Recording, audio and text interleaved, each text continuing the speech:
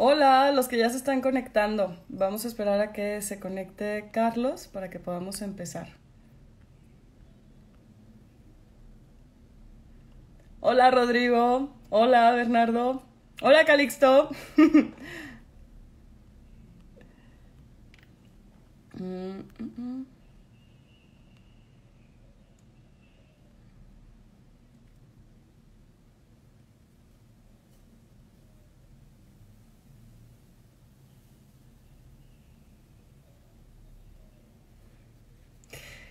Carlos, ¿ya estás por aquí? A ver, vamos a ver. Hola, Eliud. Hola, Gogo. Am, hola, Denise. Qué padre que ya se están conectando. A ver. Hola, Perla. Bueno, todavía no se conecta Carlos, vamos a esperar. Pero muchas gracias por unirse a esta transmisión. Hoy es nuestro segundo IG Live oficial y bueno, pues como ya habíamos compartido previamente en estos días, pues Still Life creció en la cuarentena. Así es que ya ven que hay que ser optimistas y cosas buenas suceden en la cuarentena también. Una de esas fue pues que el equipo creció y la verdad es que yo me siento súper afortunada de ser parte de este equipo junto con Georgia, con Marcelo, con Gloria y con Ernesto. Y pues bueno, estamos muy contentos. Ay, Gogo, ya sé. Estábamos justo hablando de eso ahorita, que qué vamos a hacer cuando termine la cuarentena y que si nos vamos a juntar, esperemos que sí, porque ya hace mucha falta. Y déjenme checo si ya está por aquí Carlos. Carlos, ¿andas aquí? Bueno, todavía no se conecta, pero... Hola, Fernando. Pero sí, qué padre ver muchos nombres conocidos, amigos, colegas, y pues que la verdad hace falta reunirnos. Bueno, les voy adelantando. Hoy vamos a platicar con Carlos, que muchos de ustedes ya lo conocen, y para quienes no lo conocen, bueno, pues Carlos Lara es un artista multidisciplinario regiomontano, y bueno, él la verdad es que ha tenido muchos proyectos muy interesantes, ha expuesto en el Festival Internacional Santa Lucía, también ha estado en México, en la Ciudad de México, en Salón Acme, y por supuesto, pues también lo conocemos porque justo junto a Isabela Arciniega fundaron Espacio Timba, que también nos va a platicar un poquito sobre eso. Déjenme reviso nuevamente si ya está por aquí Carlos.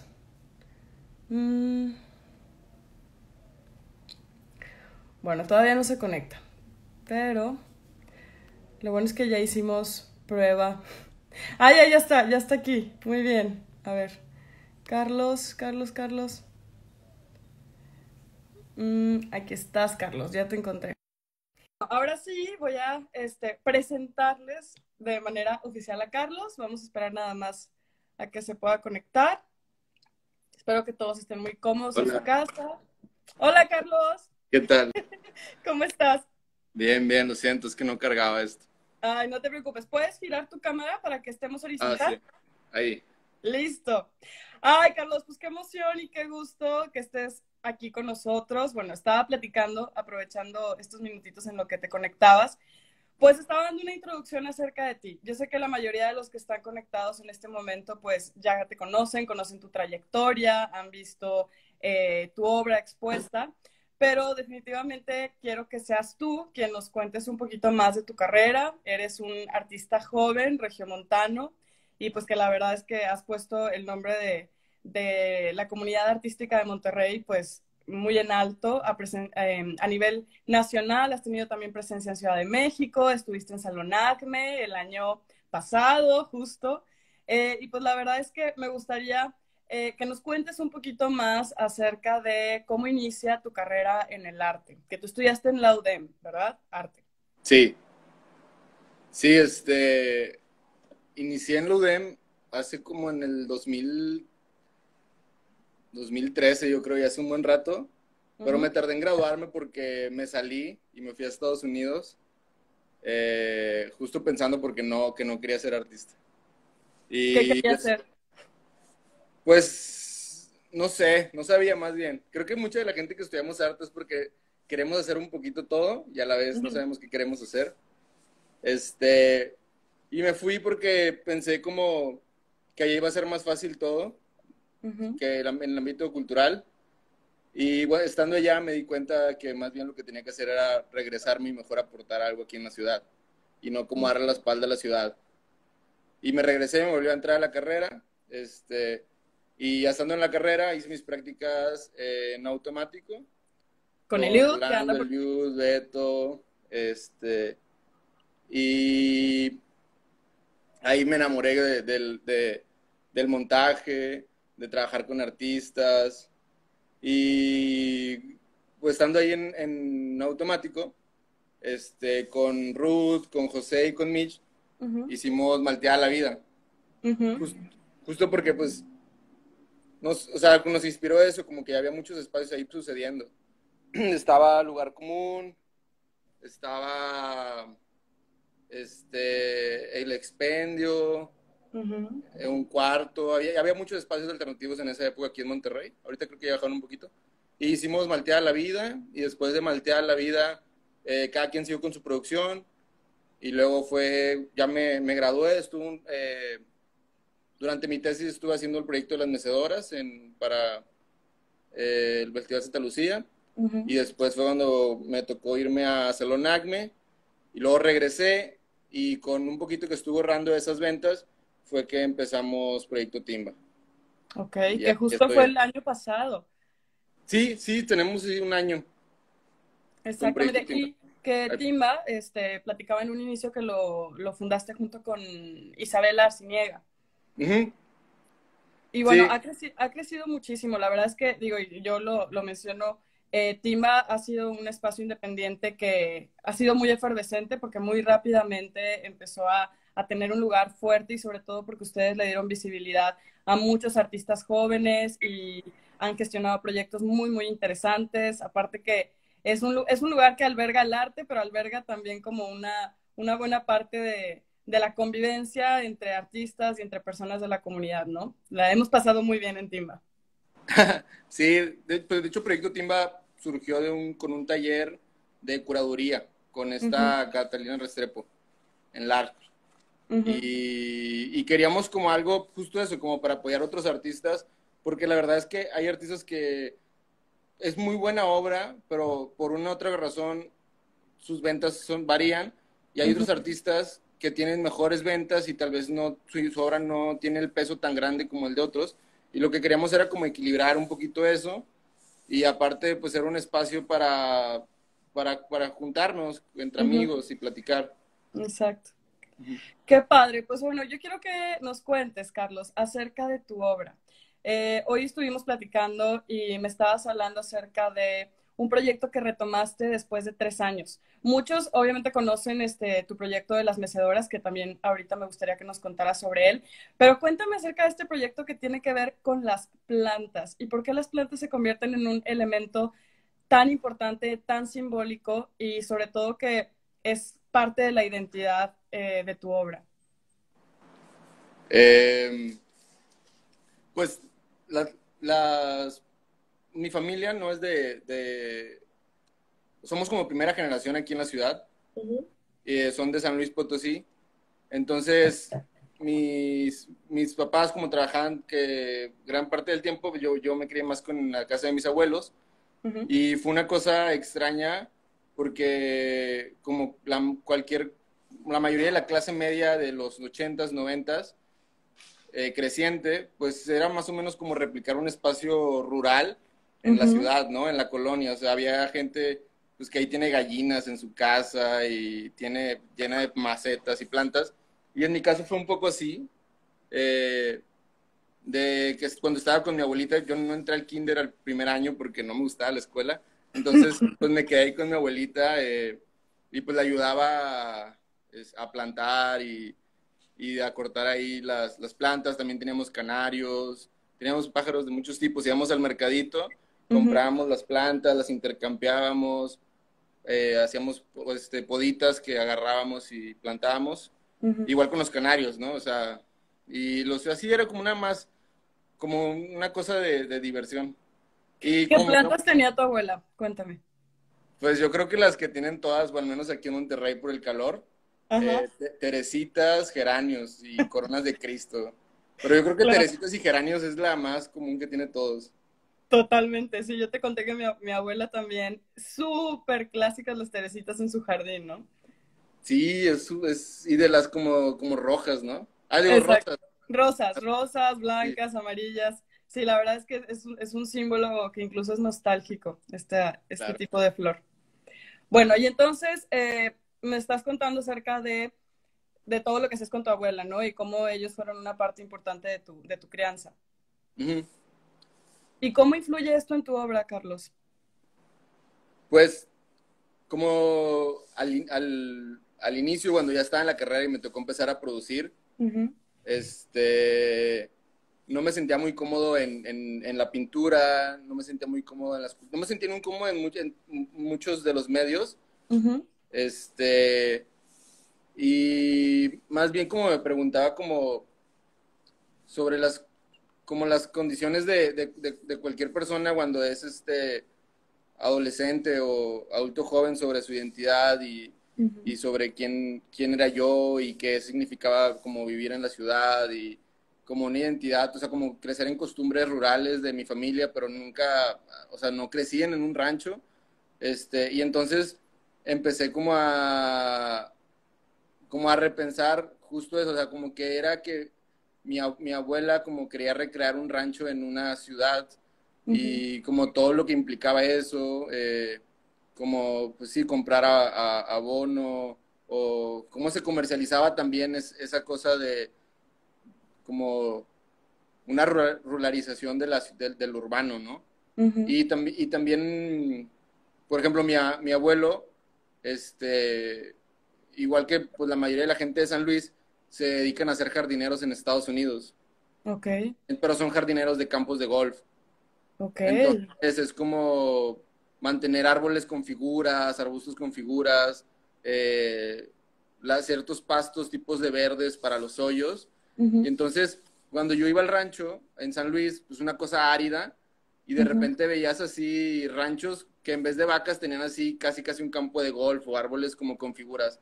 Y como ujú. que cuando yo estaba estudiando e iba para el rancho, decía, wow, esto prácticamente, o sea, podría ser como una especie de escultura o como un gesto artístico de estas personas. Y Ok, como ahí me empecé a preguntar cómo sería que estas fuerzas laborales hacer obras de arte. No tanto como pensándolas como si yo fuera el autor o si yo las estuviera haciendo, sino como identificar ciertas cosas que se hacen y como simplemente traerlas al espacio expositivo. exacto. Ahorita, bueno, estamos viendo justo en la pantalla una de tus obras que me Ujú. dijiste que tiene el nombre de un poema. ¿Te acuerdas? Ajá. Bueno, ¿nos puedes Es, platicar un es de un, poquito es acerca? de un verso de Borges, Ajá, Jorge Luis Borges. creo que es de la LEP, que es, más bien de ahí me surgió la idea, justo cuando estaba en ese momento como existencial de mi adolescencia, y decía como el verso, cómo no someterse a la minuciosa y vasta exigencia de un planeta ordenado. Y yo decía que, wow, o sea, sí es cierto, ¿no? Porque un parte estaba como medio resentido con mi familia de por qué tuvieron que mudarse a la ciudad, porque era más difícil para nosotros. O sea, sí Ujú, era más fácil en cuanto a lo económico, pero socialmente era muy difícil como socializar con gente, por ejemplo, como en Ludem, ¿no? O sea, que ujú, no es, o sea, no fue fácil para mí adoptarme ahí, no fue fácil para mí adoptarme también en una prepa de Encumbres, ujú, con gente de un estatus económico más alto que yo, que tenían otros intereses y pensamientos sobre el mundo que habían viajado así. Y ujú. entonces yo decía como eso, o sea, ¿por qué se sometieron mis familiares a ese ordenamiento en los ochentas sobre la migración rural al urbano? Ujú, Y, y me acordé o sea, dije, pues como, o sea, ¿por qué recrear el campo en una casa en la ciudad si ya tenías el campo en el campo? Entonces ujú, como eso lo quise hacer más claro con estas bolsas que venden en Home Depot y las gardenias, que también ha sido una planta muy, pues muy comercializada que lo encuentras incluso en Walmart, ¿no? Ujú. Y que no es tanto, o sea, mi abuela no compraba esto, ni siquiera había Walmart ni Home Depot y aparte era muy caro, pero simplemente me funcionaba como una imagen mental que reforzaba esa idea del ordenamiento. Exacto, y como también de cierta manera evidencia ese contraste, ¿no? Entre un pedacito de lo rural dentro de este espacio totalmente gris, totalmente industrial, porque también sabemos que Monterrey es una ciudad que se distingue justamente por ser industrial. Y esta imagen que vemos en pantalla es este proyecto que tú inicias estando todavía en la carrera y que actualmente estás retomando. Sí, sí, ese proyecto yo que era como, tenía muchas preguntas sobre mí Ujú, y entonces estuve en Sonda y en un programa que ahorita es la tercera edición de Conarte. Yo fui ujú, la primera junto con Perla, Mauricio Amador, y entonces yo llegué ahí pensando con la imagen de las bardas, que pensaba ujú. como esto que contiene, la barda en sí es el epítome de algo que contiene algo. Entonces, Exacto. lo pensaba como, era como una metáfora también de las personas sobre qué es lo que nos contiene al ser. Y terminé haciendo esa gardenia dentro de la bolsa. Pero era Exactamente. lo mismo, sobre un ordenamiento, sobre las cosas contenidas de los que se nos predisponen. ¿Y qué es lo que estás trabajando ahorita? Ahorita estoy trabajando con hierba mala. Ujú, Este, es como salgo pues ahorita por la cuarentena, ujú, de repente aquí salgo en la calle o cuando voy a la tiendita o algo por algo de comida, arranco las hierbas malas de aquí que hay en el centro. Yo vivo aquí en el centro de la ciudad, aquí en ujú, Timba, y arranco las hierbas malas que salen en las banquetas, en las calles, en los concretos, ujú. y pues para mí es como una imagen de estas personas que vienen de un entorno rural y de alguna u otra manera tienen ciertas costumbres y ciertas tradiciones que siguen saliendo a flote pese a este concreto que los aplasta, ¿no? Exacto. Entonces las arranco y después ahí estoy haciendo algunos bocetos, dibujo, otras las imprimo como a manera de grabado. Ahí estoy como en la parte de experimentación para ver en qué terminan estas imágenes. Ok, pues bueno, nos va a dar mucho gusto ver más adelante qué es en qué deriva este proyecto que estás retomando. Y algo que también me habías platicado que se me hizo muy interesante, me platicabas acerca del aguamiel. Y de hecho estamos viendo, voy a mostrar ahorita una de tus piezas que es una lata, que esta es de cerveza indio, y Ujú. que de cierta manera tiene estos cortes que emulan como si fueran pencas. De hecho, bueno, aquí no se alcanza a ver muy bien esta imagen, pero tienen como este juego de cortes y de formas y que Mm. contrastan esta parte industrializada, pero haciendo alusión a algo que es de origen natural. Entonces, no sé si quieras platicarnos un poquito acerca de lo que me contabas sobre el Sí. aguamiel y sobre toda esta lucha que hubo entre la industria cervecera y ¿Mm? Pues un poco como mis padres, digo, la mayoría son como cosas anecdóticas sobre mi familia que no necesariamente hablan sobre mi familia. Y primero vino la pieza del poema en el agave, que fue la pasada que pusiste, en las pencas Ujú, del agave. ujú, Y esa pieza surgió, bueno, mi familia vivía en la colonia Independencia y mi abuelita me contaba que para que sus plantas ahí en la colonia Independencia estuvieran bonitas, se cruzaba por la parte de arriba del cerro para llegar en la parte que ahorita es Valle Oriente, ajá, porque ahí había mejor tierra. Entonces agarraba cubetas y luego las cargaba en la espalda ok, y luego volvía a cruzar por el cerro y con eso plantaba. Y me decía, es que de aquel lado hay mucho mejor tierra, muy bonita, y así. Entonces, lo que yo hice fue ahí en esa parte, por esa parte, de este lado del cerro, por la colonia de los doctores, ajá, está en la colonia Los Agaves y el Agave. Ahí estaba lleno de agaves antes, por eso se llaman así. Y del otro lado del cerro, pues, pues la cuestión climática debe ser muy parecida, entonces debe de haber. Entonces ahí en Lázaro Cárdenas, en un camellón, encontré un agave y lo que fui a hacer es rasparlo para tratar de hacer aguamiel. Entonces estaban pasando los carros hacia los dos lados, ahí raspé, corté algunas pencas. Esas Ujú. pencas me las llevé a mi casa y con una navaja escribí, pues como esta cosa del graven pecado una gay tu nombre juntito al mío. Y escribí un poema que tiene que ver sobre cómo somos los raspados, la inmundicia, los hilos sueltos del Ixtla olvidado, Ujú. porque también de la lechuguilla y de esa parte de ciertos agaves se saca Ixtle, que Ujú. mi familia los hacía y los vendía, hacía tendederos, hacía estropajos, brochas, etcétera. Eh, y todo eso, como con la llegada de la modernidad, termina junto con el pulque y junto con el aguamiel. No nada más, o sea, esta planta del agave era muy importante para las familias rurales, no nada más era una cosa que te producía una bebida alcohólica. Era Ujú. algo también espiritual y también era algo que te generaba un sustento económico. Entonces, la idea era una cosa simbólica de producir aguamiel con ese agave, que ese agave ya tenía unos 15 años ahí en Lázaro Cárdenas, y el líquido, el brebaje que te diera, sería como una filtración de todas esas impurezas, toda la contaminación. Entonces, en vez de darte como un líquido dulce, como es el aguamiel de un agave de una zona rural, sería como un aguamiel amargo. Ujú. Y después de estas pencas que hice las otros latas de Tecate Indio. Digo, no, de Ujú. latas Indio. Esas, que esas pues surgen de la historia del prohibición del pulque en 1915, Ujú.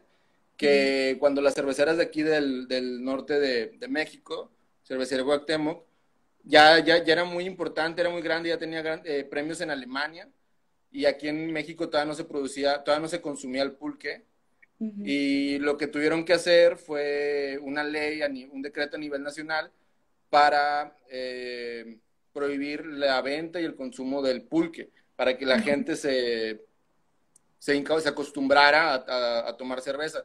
De los primeros que se tienen ahí registros es unas tropas de Álvaro Obregón cuando entra a Ciudad de México. Más bien Ujú. fue en partes en ciertas batallas de la historia de México que los generales prohibían a las tropas el consumo del pulque. Y después ya fue que se prohibió legalmente. En el decreto dura nada más 3 años, pero ya con esos 3 años se tuvo para borrar de la memoria el consumo del pulque. La cosa por la cual se quería eliminar el pulque, que se le crearon se le achacaron como muchos de ser algo impuro, incluso se habló con la Iglesia Católica para decir que era como pecado, que era un delito, incluso se le inventó la leyenda de la muñeca, que en un trapo adentro le echaban popó y la Ujú. amarraban una cinta como si fuera una muñeca y se la aventaban a las barricadas de estas de aguamiel para hacer pulque, para hacer más rápida la fermentación. Ok. Y realmente era, o sea, todo eso se hizo con tal de que la gente ya no consumiera el pulque, pero realmente era porque no se podía industrializar el pulque. No hay manera de ganarle tanto dinero al pulque. Apenas hasta los 80 hubo un proceso para industrializar el pulque, sin embargo, las latas, al continuar sus procesos de fermentación, generaban gases, se inflaban y explotaban. Ujú. Entonces, cuando yo leyendo esto me quedé con esa imagen mental de unas latas de pulque eh, y como esto de metal y al momento de Ujú. explotar era como la venganza del pulque en la lata de cerveza, ¿no? Que se Ajá, vuelve a ser como un agave, como esta forma que tiene el agave. exacto. Y pues obviamente eso lo realicé en la lata de indio, porque Ujú. justo las cervezas mexicanas, las cervezas extranjeras, los empresarios cerveceros que venían del extranjero para compaginar con las personas de México, con los mexicanos, les ponían nombres como Cervecería Cuauhtémoc, Cervecería Moctezuma, No te creo. Ujú. ujú, sí, para eliminar como esta cosa de soy un alemán que vengo a venderte cerveza. Entonces hicieron estas estrategias de marketing como esta que es la cerveza indio. Oye, se me hace súper interesante todo lo que nos platicas porque son elementos de nuestra cultura y creo que esa es una de las razones por las cuales muchos nos podemos identificar con tu obra, porque inevitablemente vemos elementos que han sido constantes para nosotros y que están cargados de muchos simbolismos, ¿no? O sea, una cerveza representa más que una lata y la cerveza per se, o sea, es todo lo que conlleva en el contexto en el que también ubicamos estos elementos, lo que nos platicas acerca del pulque, que también el pulque es algo muy importante dentro de la cultura mexicana y que como bien dices, o sea, el hecho de que sea algo difícil de industrializar es precisamente parte de la magia, ¿no? Y de estos procesos artesanales. Y creo que al final de cuentas, en el norte, Carlos, y digo, tú lo has vivido porque tú naciste aquí, aunque tienes también como todo este trasfondo y estas raíces de San Luis. Sin embargo, aquí en el norte creo que estamos siempre como en esa especie de lucha, ¿no? Hay como una resistencia, estamos un poco divididos entre tradiciones que prevalecen de antaño, pero también como la modernidad que nos llega por el norte, por Estados Unidos y toda esta parte de industrialización, que están como un poco en una lucha constante y a veces es complicado definirse a uno mismo entre esos dos mundos, ¿no? O sea, ahí es donde, como dices tú, creo que al final la familia es el núcleo a partir del cual empezamos a definir nuestra identidad. Y se me hace muy, muy rico la manera en la que todo lo que tú has vivido, lo que tu familia vivió, incluso antes de que tú existieras, se ha convertido en una reflexión tan importante para ti y has buscado la manera como de compartirlo y de comunicarlo a través del arte. Y de hecho quiero mostrar aquí, no se va a alcanzar a ver la imagen completa, pero esto que vemos aquí, que parece como si fuera un rombo, en realidad son 2X, precisamente de la cerveza 2X. Sí, esa fue una residencia que no automático eh, estuvo coordinando Uh -huh. y, es-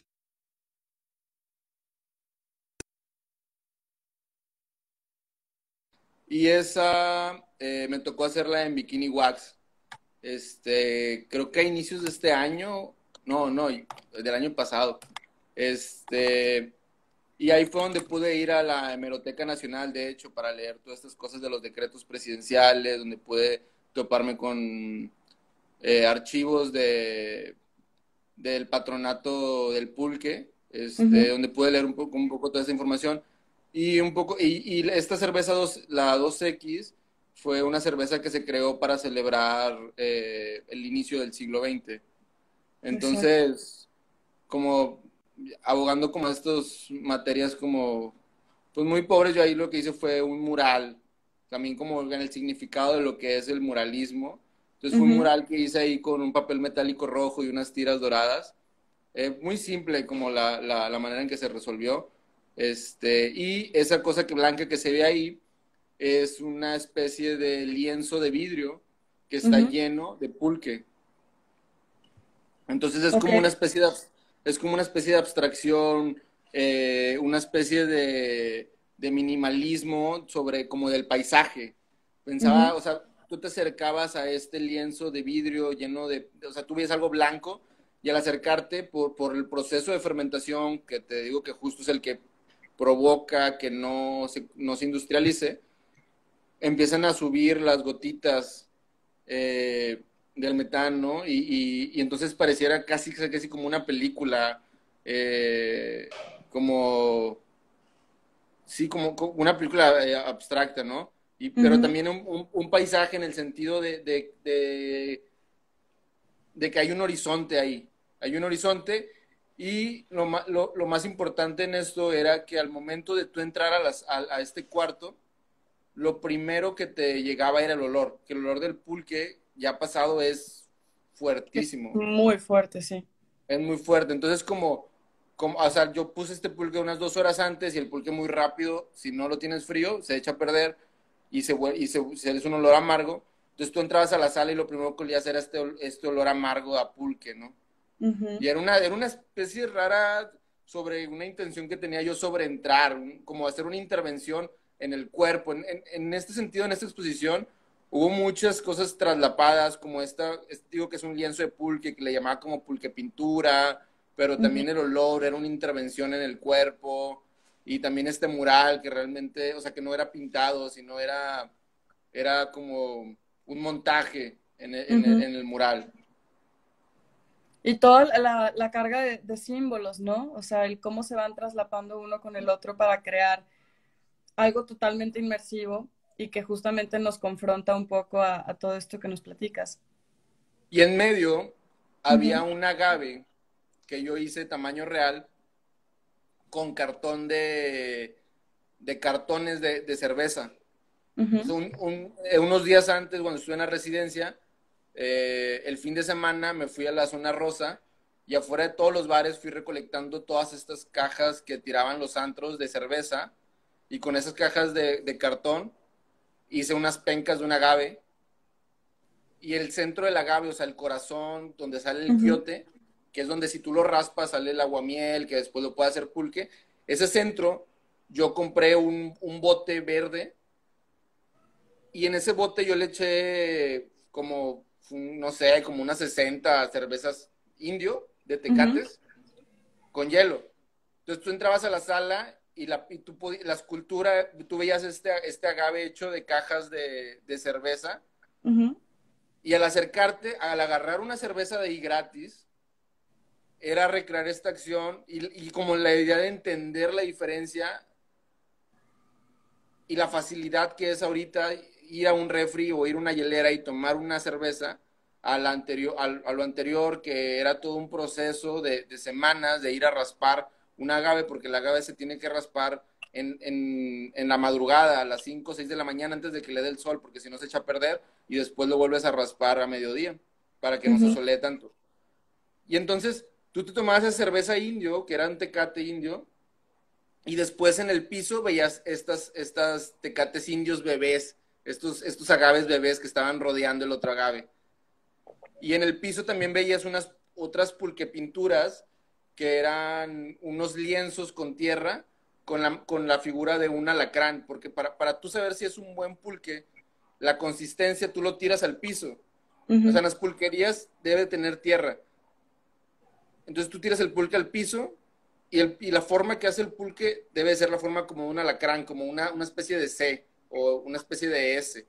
O sea, el pulque se vierte sobre la tierra, sobre un espacio con Ajá, tierra, para que pueda ajá. como crear, desparramarse y crear una figura. Sí, sí, crea una figura como una especie, una minimal del alacrán.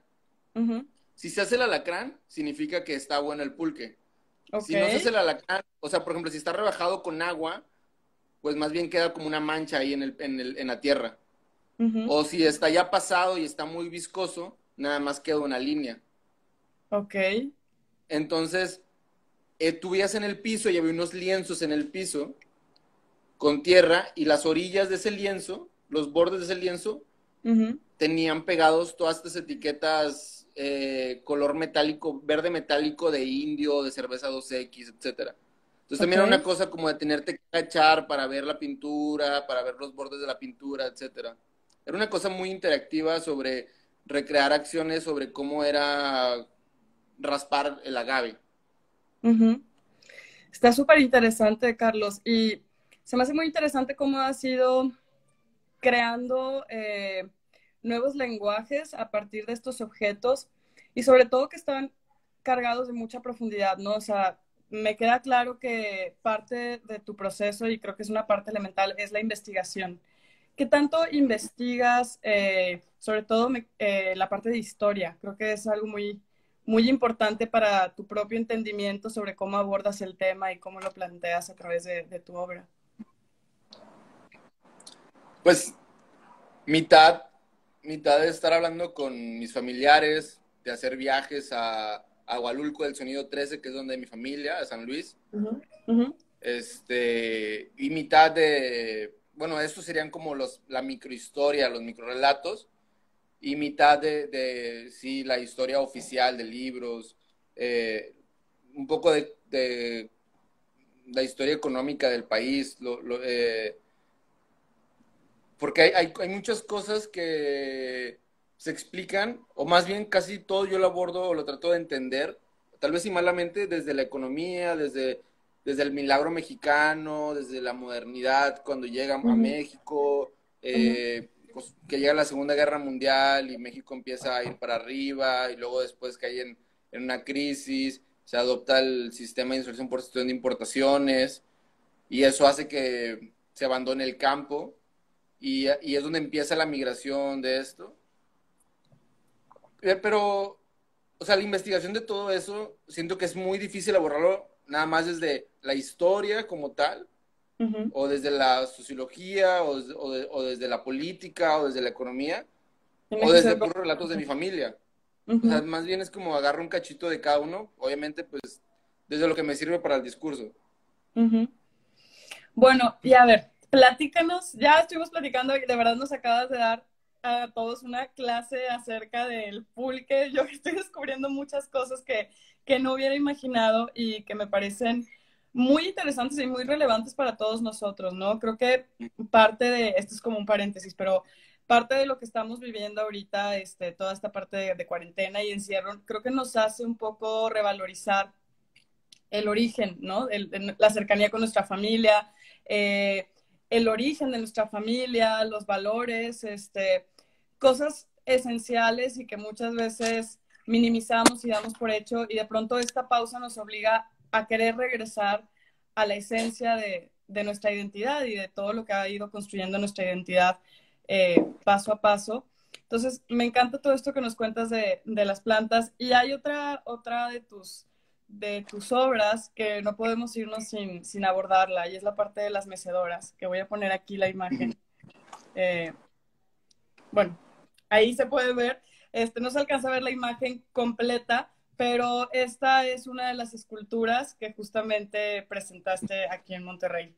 ¿Quieres platicarnos un poquito de esto? Que, híjole, hoy me dijiste algo que me derritió los oídos sobre todo lo que representa, ¿no? Este proceso y este ejercicio de descanso, pero también de la fuerza que implica.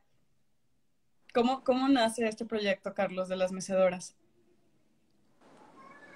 Pues, como te digo que de alguna manera, aunque nací en Monterrey, Ujú, de alguna manera no me siento de Monterrey, me siento como una especie de migrante como mis papás, porque me crearon así. ujú, Y me llamaba mucho la atención ver estas mecedoras. Yo crecí en San Nicolás, que es un municipio fundado en los 80 por la clase media, bueno, o sea, no fundado, pero que se expandió en los 80 por la clase media creciente. ujú, Y pues ahí está lleno de este tipo de mecedoras. También el centro de Monterrey está lleno de este tipo de mecedoras. Y más bien como me preguntaba como por qué, o sea, de dónde venían, por qué todo el mundo las tenía, y por qué esa forma de mecedora, por qué ese material.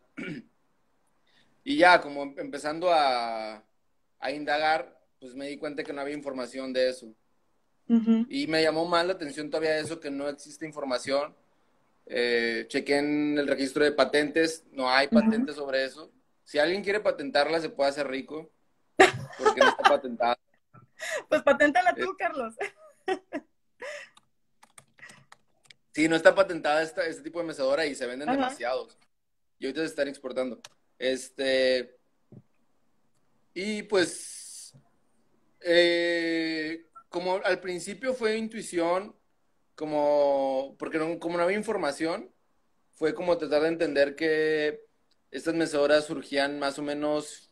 Hay personas que dicen de haber tenido una de estas desde los 70s, y Ujú, hay otras personas que dicen que son de los 80s.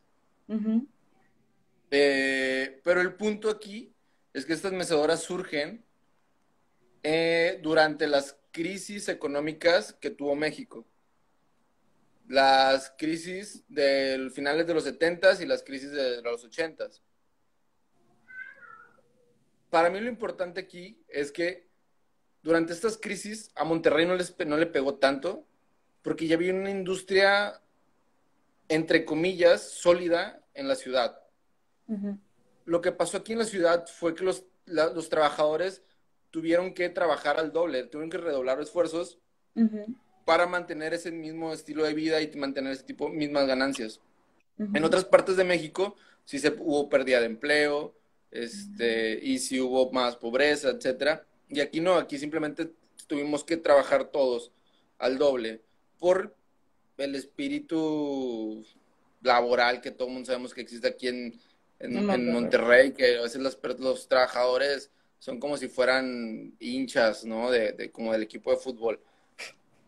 Y, pues sí, o sea, en esa época decidieron como trabajar al doble y surgen estas mecedoras.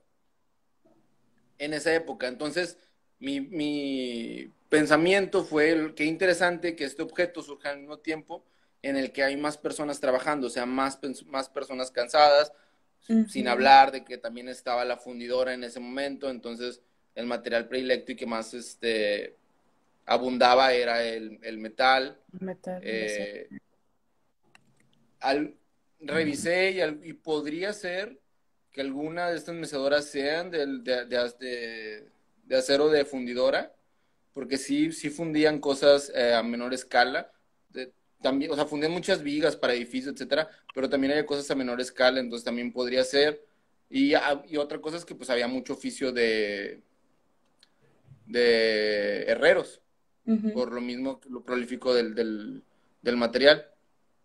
Entonces, este, para mí, lo que me interesaba en estos objetos era que los sentía como una escultura ya en sí terminada, porque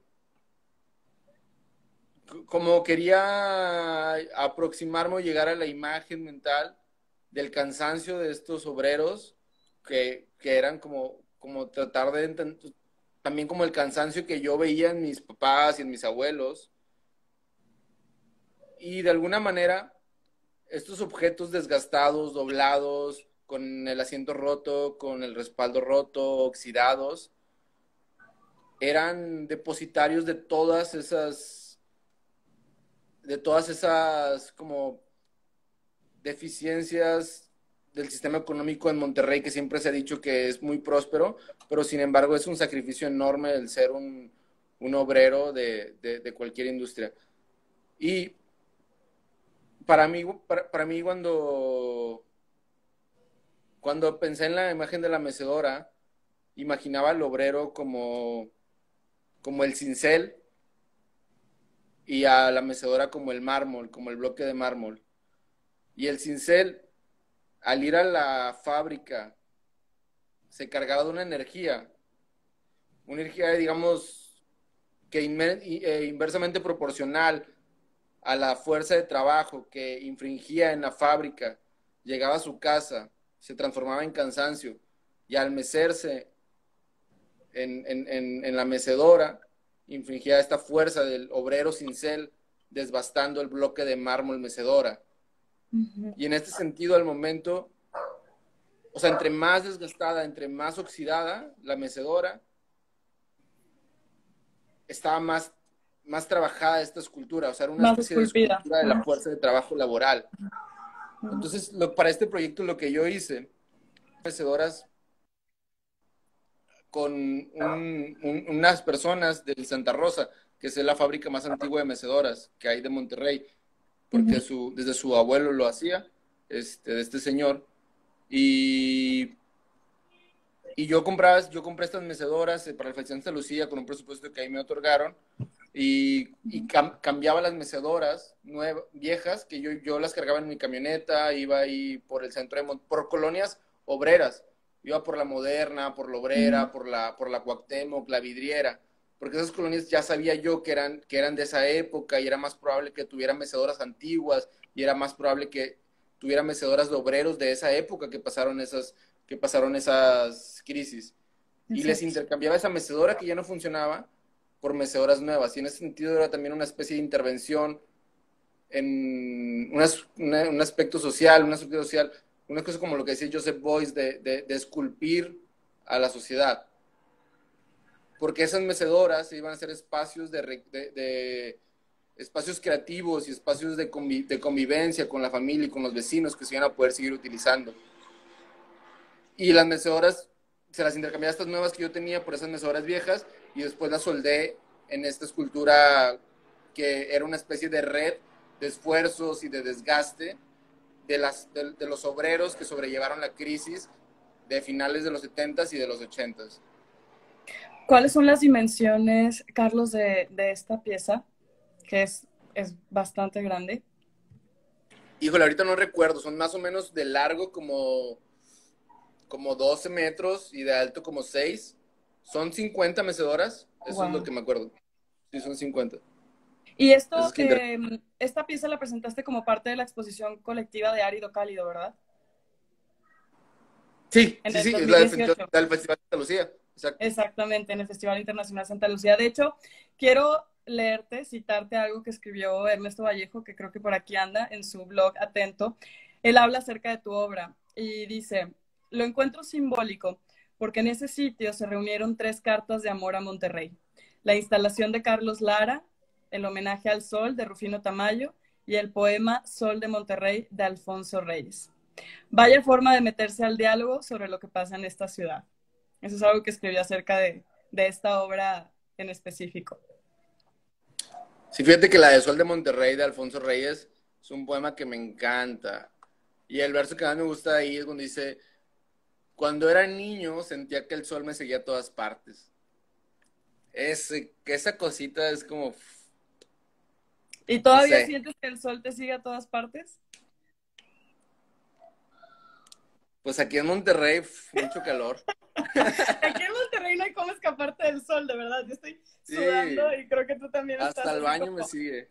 ya sé, pero la verdad es que creo que todo lo que nos has estado compartiendo inevitablemente nos lleva a todos a reflexionar, ¿no? Y a pensar en todos esos símbolos, en todo eso que de cierta manera ha construido nuestro ADN, eh, no solo en la parte biológica, sino en la parte cultural, ¿no? O sea, cómo está construida nuestra cultura, cómo también nosotros nos seguimos como enfrentando, seguimos luchando con mucho de lo que venimos arrastrando de la historia y que aunque la modernidad llegó, hay una parte del pasado que siempre se resiste a irse, ¿no? Y creo Claro, que la modernidad es atemporal. O sea, exactamente, la modernidad no es algo que llegó a tal año y terminó en tal año. La modernidad es atemporal y hay gente aquí en municipios rurales de Nuevo León que son premodernos y hay lugares en San Pedro que son posmodernos así o es. hipermodernos. De hecho, tenemos muchos contrastes en el norte, ¿no? Y creo que tu obra es un reflejo muy fidedigno de esos contrastes y es parte de lo que se vuelve tan característico de ti como artista, pero que incluso a todos nosotros nos hace conectarnos e identificarnos con tu obra. Y nos quedan 10 minutos, Carlos. Eh, Ajá. y queremos saber también más de ti, porque desde luego yo sé que tú como artista te vuelcas en tu obra y tu obra es una forma en la que tú también muestras distintas facetas de ti y de mucho de lo que construye tu psique y tu sensibilidad también.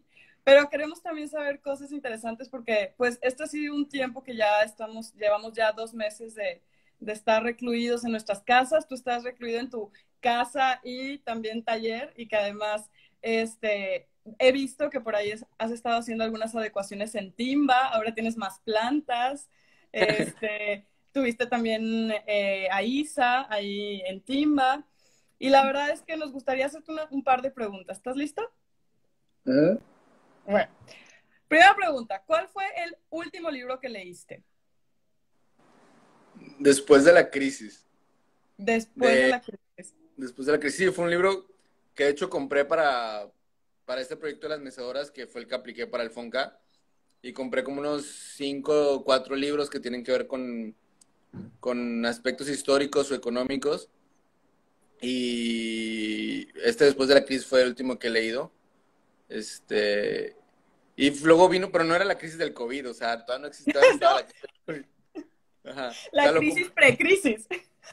ajá. Pero fíjate que estaba muy interesante porque cuando lo empecé a leer, o sea, como decía, como que no, o sea, el libro no trata la crisis desde un aspecto económico, sino más dicen, la crisis realmente es lo social, o sea, ¿qué pasa? O sea, pues, el título, o sea, ¿qué pasa después de la crisis?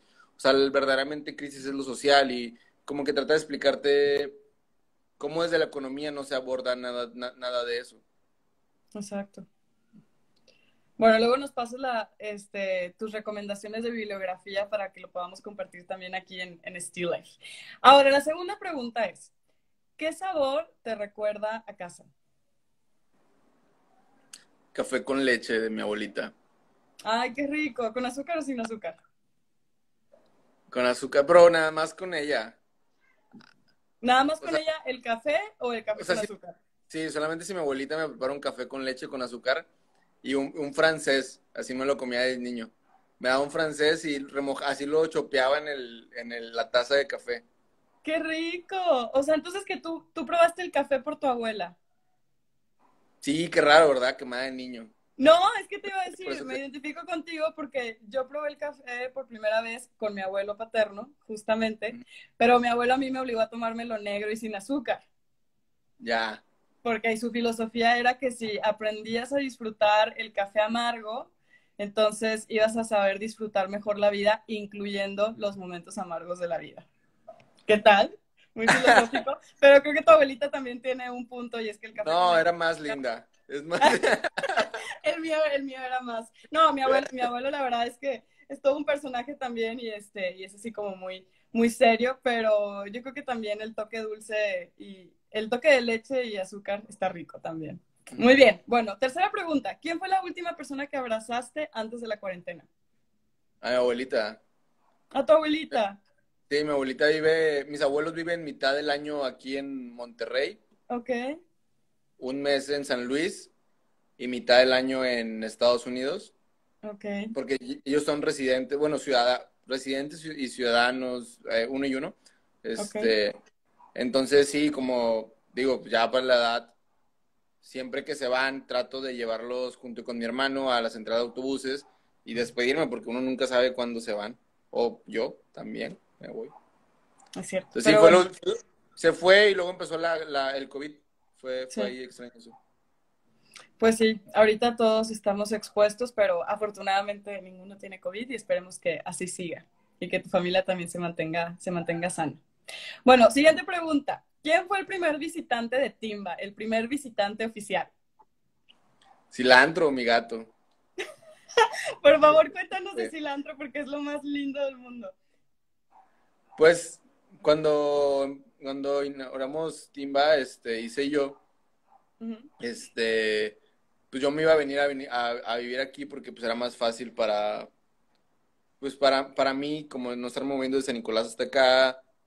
Aparte mi trabajo era muy cerquita de aquí y pues así podía limpiar el espacio. Entonces cuando inauguramos la primera exposición, abrí la puerta y lo primero que entró así tal cual fue el gato. Y yo nunca había tenido un gato, la verdad, yo era más de perros, pero pues entró súper chiquito y súper hambriado y flaquito y ya le compramos un atún y agua y ya se quedó. Y pues Y dicen que se los llama gatos se cilantro. escogen. Sí, le pusimos cilantro, quién sabe por qué. Ah, porque tiene una manita aquí como si fuera un cilantro. Como si tuviera un cilantro en el diente, ¿no? Sí. Qué hermoso. Bueno, entonces ya sabemos que el primer visitante oficial de Timba fue cilantro. Ok, Ujú. ¿cuál es el primer lugar que quieres visitar cuando termine la cuarentena? Eh, quiero echar híjole, eso sí no sé qué sería. Probablemente creo que me gustaría poderlos ver a todos o sea, como algún lugar donde nos podamos reunir todos. O sea, fiesta con Este, la comunidad. sí, sí, sí, sí, los quiero mucho a todos. Somos una comunidad bien linda, la verdad, aquí en Monterrey. Digo, igual hay gente que no nos ve aquí en Monterrey, pero somos muy unidos porque pues también es muy pequeña, ¿no? Y sí, no, sí es extraña porque también te acostumbras ya a eso, ¿no? Así A es. Y hay vernos. algo, claro, y hay algo que tú me dijiste hace tiempo y que es que lo importante de una comunidad no solamente es estrechar lazos para crear vínculos profesionales, sino estar ahí el uno para el otro, ¿no? O sea, no solamente enfocarnos en lo profesional, sino también ser amigos y ser personas que se apoyan y pues de una manera humana en todos los sentidos. Claro. Oye, nada más voy a contestar, perdón que te interrumpo, pero rápido, como algo Sí. que decía esta Carla, que me Ujú, tocó montar una pieza de ella que me encanta, está ahí en Conarte, y pregunta ujú. aquí en el chat sobre que se había pensado que si estudiaba artes en lugar de otra carrera. Nada más rápido. No, yo iba a estudiar arquitectura. Me encanta la arquitectura. Mis tíos, mi abuelo, todos construyeron sus casas con sus propias Ujú, manos, todos son albañiles. Mi abuela, que vivía en la colonia Independencia, mi abuelo le mandaba dinero y ella block por block, costal por costal, lo subió desde el río Santa Catarina hasta la colonia Independencia, que era de lo más alto, y cada quien construyó sus casas. Es algo que envidio un poco y por eso quería estudiar arquitectura. Presenté en el TEC y luego me habló del UDEM y me ofrecieron beca con el doble, me la dobletearon y ya por eso estudié artes, porque en el TEC no había artes ujú. y en el UDEM sí había y pues por eso entré a artes y ya, perdón. Es que Pues, Carla me cae súper es una bien. buena historia, ¿eh? Creo que tu Ajá. familia es muy admirable y no me queda duda del por qué son una parte tan importante de tu obra. Bueno, la siguiente pregunta, Carlos, ¿reggaetón o cumbias? Reggaetón para ir a perrear a la fiesta y En la la cumbia terraza para de Timba. trapear y barrer. ¿Eh? Trapear, barrer y lavar ropa. ¿Con cumbia? Sí. Ok, o sea, muy bien, tienes como un contexto para los dos géneros. Ujú. Muy bien. Y Sí, la sí. última pregunta ya la contestaste, pero era café con leche o sin leche. Ah, no, yo lo tomo negro el café, sin azúcar y sin leche. Ah, Pero ok, sí, pero el de mi abuelita tiene que ser con azúcar y con leche. muy bien. Solamente con tu abuelita porque tu abuelita es especial. Sí, claro que sí. Ay, pues Carlos, quiero que antes de que nos vayamos, nos quedan 3 minutitos. ¿Nos quieres enseñar un poquito del espacio donde estás ahí con tus plantitas? Sí. A ver, pues acá arriba, la casa es 2 pisos. Ajá. Acá arriba Estás en la tenemos, terraza, ¿verdad? ajá, un techo que es de Elena Páez, de una intervención que hizo durante su residencia aquí en Timba. Y Ujú. acá hay un mural que hizo Regina Hoyos, que es excelente, le recomiendo que la busquen. Hace unas ilustraciones bien bonitas sobre plantas. Ellas dos estuvieron conmigo en Ludem y Ok. son parte de aquí de Proyecto Timba también. Y acá es donde tengo un poco de plantas, perritos, crotos, crisantemos ahí tristes y ahí un poquito de más, de todo. Y ya la parte de abajo, es que no veo porque está como una frontal. A ver, Ah, le puedes hacer, dar double tap en la pantalla y se voltea. órale, no Ándale, sabía. ahí está. Ajá, y acá es como... ujú. Y en la parte de abajo es donde tenemos Qué la padre. poner y galería. Sí, yo vivo en la segunda planta. Ok, ok. Y la primera planta la designaste por completo para exposición, ¿verdad? Para exponer, sí, pero ahorita que está el COVID, pues, lo utilizo como taller. Aquí es donde hay unas Ok. telas, hierba mala, son unas pruebas, unas cosas de Ujú. mini super, unas cosas Ok. con eso que también es de Carrizo, que se va a sacar en el noreste. Estoy trabajando en unos grabados y unas Ok. pinturas ahorita que estoy también realizando acá. Y Qué esas son padre, Carlos, se nos está obras. acabando el tiempo. Ok. Nos Ujú. queda un minutito, si puedes girar tu cámara para verte. Y pues quiero agradecerte, de verdad, de parte de todo el equipo de Still Life, estamos súper contentos que nos hayas, bueno, primero abierto la puerta, que nos estés mostrando tu espacio y sobre todo lo que nos has compartido que ha sido de muchísimo valor. Creo que hemos aprendido mucho en esta conversación, pero sobre todo nos has llevado a sensibilizarnos sobre mucho de lo que atañe a Monterrey, a nuestra cultura. Y pues nada, de verdad que gracias también por tu calidez. Eres una excelente persona, además de gran artista, un gran ser humano. Y pues simplemente besos y abrazos virtuales. Esperamos volver a hacer algo Claro. pronto juntos y vernos ya que pase la cuarentena. Espero verlos a todos pronto. Gracias, Carlos. Muchas Pues gracias por invitarme. también muchos saludos a todos los que se conectaron. Muchísimas gracias.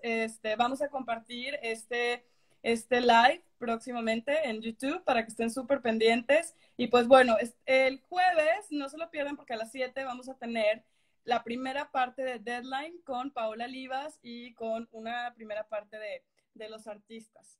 Y bueno, Carlos, ya nos...